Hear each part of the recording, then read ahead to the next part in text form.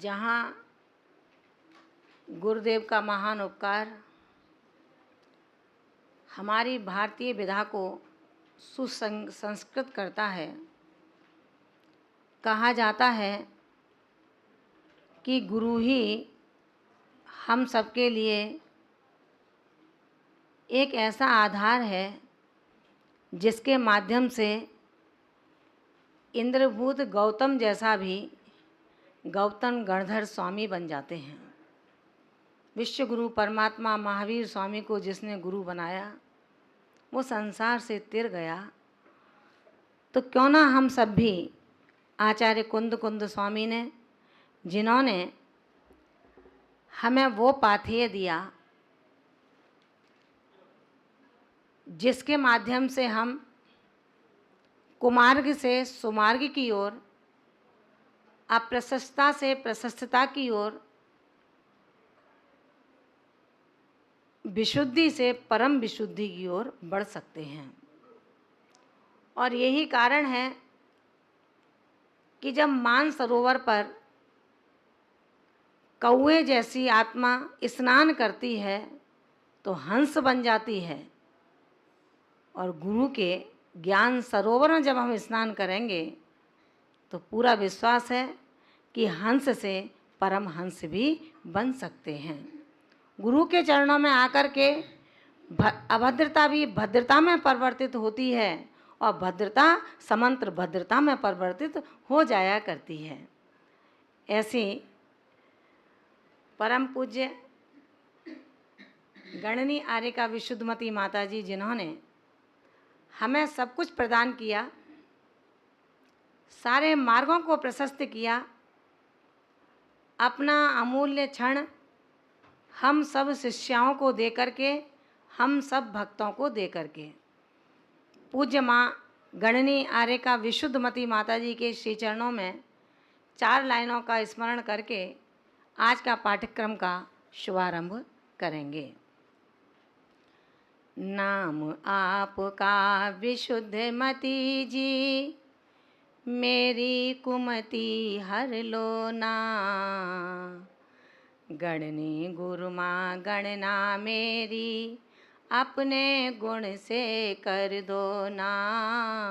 गणनी गुरु माँ गणना मेरी, अपने गुण से कर दो ना। उपकृत हूँ मैं घनी आपकी, ये उपकार चुकाऊंगी। जब तुम तीर्थंकर से शोभित, मैं गणधर बन जाऊंगी। जब तुम तीर्थंकर से शोभित, मैं गणधर बन जाऊंगी। जब तुम तीर्थंकर से शोभित, मैं गणधर बन जाऊंगी। जबले परम पूज्य सिद्धांत रत्न भारत गौरव गणनी आर्य का विशुद्धमती माता जी की। आइए महान भावों, ऐसी महान उपकारी यथा नाम तथा गुण को प्राप्त वात्सल्य की जीवंत मूर्ति ने हमें ये बताया, पंचम काल में जब ऐसी आर्यकाएँ, ऐसी साधिकाएँ और ऐसे साधुओं के दर्शन संभव हैं तो आचार्य कुंद कुंद भगवंत कैसे होंगे। उन्होंने समस्त प्राणियों के लिए, जिनके अंदर भव्यता है अथवा नहीं है, कोई भेद नहीं किया। ऐसा पाथेय परोस दिया कि यदि श्रावक है तो श्रावक भी अपने हिताहित को समझ करके क्या ग्रहण करना है और क्या त्याग करना है, हिताहित की विवेक बुद्धि से अपने मार्ग को एक अनादिकाल से भ्रमित श्रावक कैसे प्रशस्ता को प्राप्त हो सकता है। एक एक कारिका का एक एक शब्द मानो जिनवाणी से भरा पड़ा है। ऐसे आचार्य कुंद कुंद स्वामी आज हमें 25वीं कारिका में बताने चल रहे हैं कि हे भव्य श्रावक, आपने अपने जीवन में जो उपार्जन किया वो सुंदर किया है, लेकिन अभी इसे और सुकृत करने की आवश्यकता है। कोई भी साधु आपके नगर में, आपके गांव में, मोहल्ले में आते हैं तो आपका मन उत्साहित होता है कि हमारे यहाँ पर मोक्ष मार्गी पधारे हैं, इनका चौका मैं लगाऊंगी। आचार्य भगवान कहते हैं ये उत्साह तुम्हारा उस भोग भूमि अभ्युदय सुख के लिए आपको प्रेरणा देता है कि आपकी सीट का तो रिजर्वेशन हो ही चुका है, और जब रिजर्वेशन हो जाता है तो मन का उत्साह कभी घटता नहीं है। महान भावों, आचार्य भगवंत कहते हैं कि चौका भी लगाते हो, घर छोड़ करके अपने रसोई में भी जाते हो, छोटे छोटे बच्चों का भी त्याग करते हो, उसमें अगर विवेक बुद्धि को जागृत कर लिया जाए तो सोने में सुहागा सिद्ध हो सकता है। आचार्य भगवंत ने कल जहाँ ये बताया कि मुनियों के भोजन से अवशेष अन्न हमें क्रम से अभ्युदय एवं निश्रेयस सुख का प्रदाता होता है, उसमें इटलाना नहीं है, इतराना नहीं है कि ऐसा भोजन कैसा माताजी कर सकते हैं, महाराज ही कर सकते हैं। भैया अपन नहीं कर सकते, अपनी ताकत नहीं है। अपन तो इसको छौंकेंगे, नमक नहीं है तो नमक डालेंगे, घी का बघार लगाएंगे। आचार्य भगवंत कहते हैं हर अभ्यास का अभ्यासी होना चाहिए, क्योंकि आप भव्य हैं, आप सम्यक दृष्टि हैं। अगर सम्यक दर्शन नहीं भी है तो ये भव्यता एक दिन नियम से सम्यक दर्शन आपको दिलवाएगी। लेकिन कब दिलवाएगी? जब हम इन तपोधनों के शरण में रहेंगे, इनके आचरणों को अपने हृदय में उतारेंगे, तब जाकर के एक दिन ऐसा भी आएगा कि जो हमारे उत्कृष्ट स्थिति बंद हैं आठों कर्मों की, वो धीरे धीरे धीरे धीरे अंत कोड़ा कोड़ी सागर में परिवर्तित होगी। जब उसमें परिवर्तित होगी तो हम करण लब्धि के सन्मुख होंगे, और जो करण लब्धि के सन्मुख है वो नियम से सम्यक्ति के सम्मुख बैठा है। आचार्य भगवंत कहते हैं दान में विवेक रखने की कल शिक्षा दी गई थी कि हमें किस साधिका को और किस साधु को कैसा आहार देना है। गर्मी के समय में उबला हुआ जल नहीं देना, और सर्दी के समय में ठंडा जल नहीं देना, ऐसा ही है ना। प्रकृति को जान करके, मौसम को जान करके, फिर वात पित्त कफ आदि जो रोग हैं उस यति के शरीर में, उनका शरीर का जो स्वभाव बन चुका है उसको समझ करके हमें आहार को तैयार करना है। इसके बाद साधुओं को देने की क्या वस्तुएं हैं? भाई उनको एक मोबाइल दे जाएं, साधु के लिए सही है क्या? एक लैपटॉप दे दें, सही है क्या? उनके आवश्यकता के लिए उन्होंने बता दिया कि जो उनकी आवश्यकता है, हित मित प्रिय अन्न, पेय पदार्थ, उठने बैठने लेटने के लिए पाटे चटाई आदि, इन उपकरणों की जो आवश्यकता उनको हो, उस उपकरणों को हम उन्हें प्रदान करें। आज आचार्य भगवान कहते हैं कि आप अपने शिशु का रक्षण कैसे करते हैं? तो कह दो माता जी बताने की ज़रूरत नहीं है, हमें अच्छे से पता है अपने बच्चे को कैसा दूध देना है और पड़ोसी के बच्चे को कैसा दूध देना है। कैसा दूध देते हो? जो मलाई है वो अपने बच्चे के गिलास में आ जाए, और जो बिना मलाई का है वो पड़ोसी के बच्चे में के बाट में चला जाए। आचार्य भगवंत कहते हैं जिनके लिए आप इतना प्रयत्न कर रहे हैं, पुरुषार्थ कर रहे हैं, ये पड़ोसी के बच्चे नहीं हैं, ये तो तीर्थंकर महावीर के बच्चे हैं, उनके वंशज हैं। उनके वंशजों को आपको ऐसा संभाल करके रखना है जैसा कभी भगवान राम ने 14 वर्ष के वन के प्रवास के दौरान अपने लघु भ्राता लक्ष्मण को रखा था।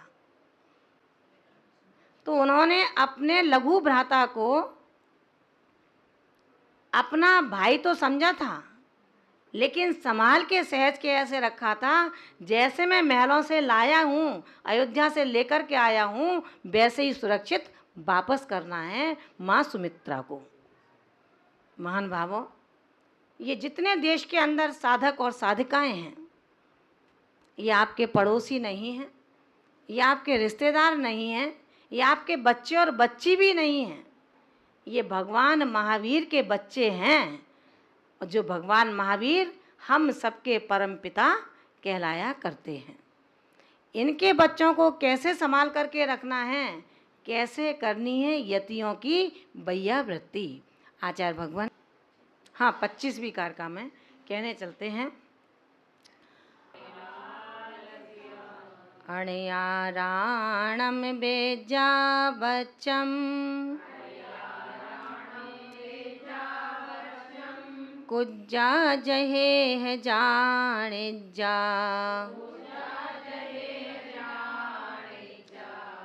गब्बमेव मादा पिदुच्चनिच्चम तहारणालसया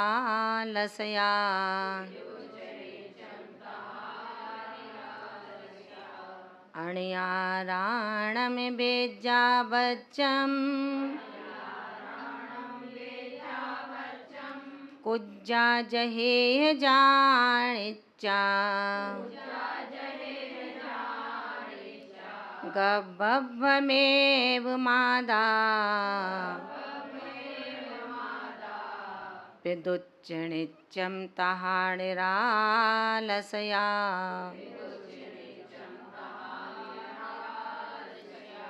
आप लोग उच्चारण करेंगे।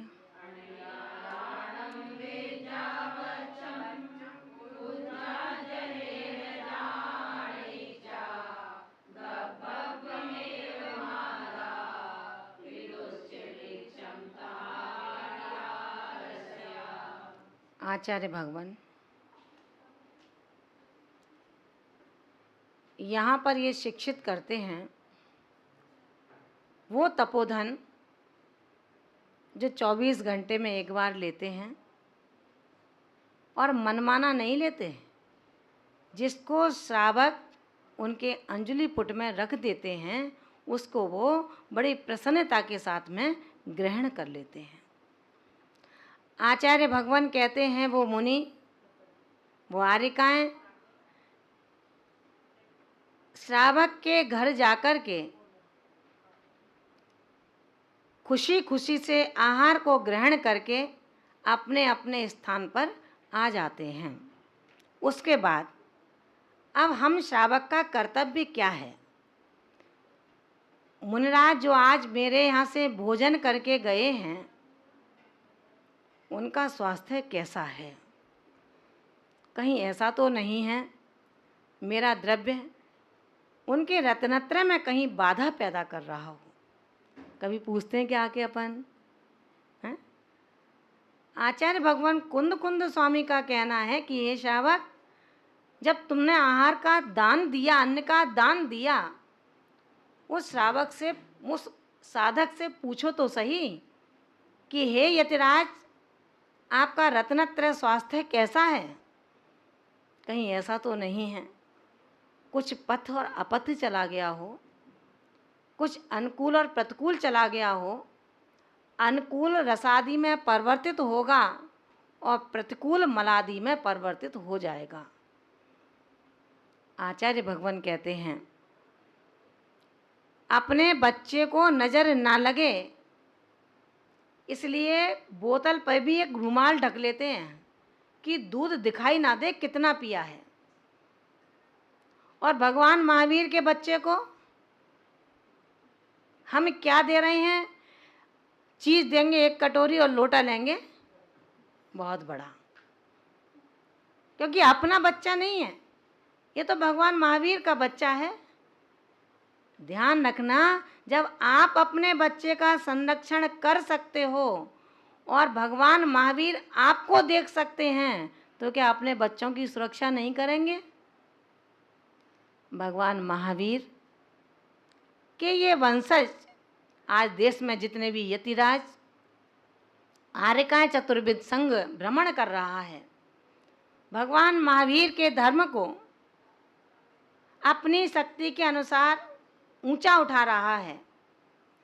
ऐसे साधु शिशु की रक्षा, उनका परिवहन परवरिश, उनकी वैयावृत्ति देखभाल आखिर कैसे की जाए। आचार्य भगवान कहते हैं, बहुत ही सुंदर गाथा का समायोजन किया है, इसको हम बड़े ध्यानपूर्वक सुने और अपने दैनिक आचरण में उतारने का पुरुषार्थ करें। आचार्य भगवान कहते हैं, जह इह, जहे है और जह इह। जह माने जैसे, इह माने इस लोक में। जह इह जैसे, इह माने इस लोक में। मादा पिदुच्च, मादा माने माता, पिदुच्च माने पिता। गब्भब मेव, गर्भ में स्थित शिशु का, गर्भ में स्थित शिशु का सावधानी से पालन करते हैं। तहा वैसे ही, उसी प्रकार। नित्यम, नित्यम माने हमेशा, सदा। निरालसया, निरा माने रहित और निर माने रहित और आलस्या, आलस माने आलस से रहित हो करके। क्या कहा सेठी? जो गर्भस्थ शिशु है, जब तक जन्म नहीं हो रहा, उस भ्रूण की जैसे रक्षा करते हो, तहा माने उसी प्रकार। नित्यम हमेशा, सदा। निल आलस्या, आलस से रहित, आलस से रहित होकर। अणयाराणम, अनगार शिशुओं की, अनगार माने साधु, ऐसे मुनियों की, ऐसे आर्यकाओं की, ऐसे साधकों की जान जा, प्रकृति को जानकर।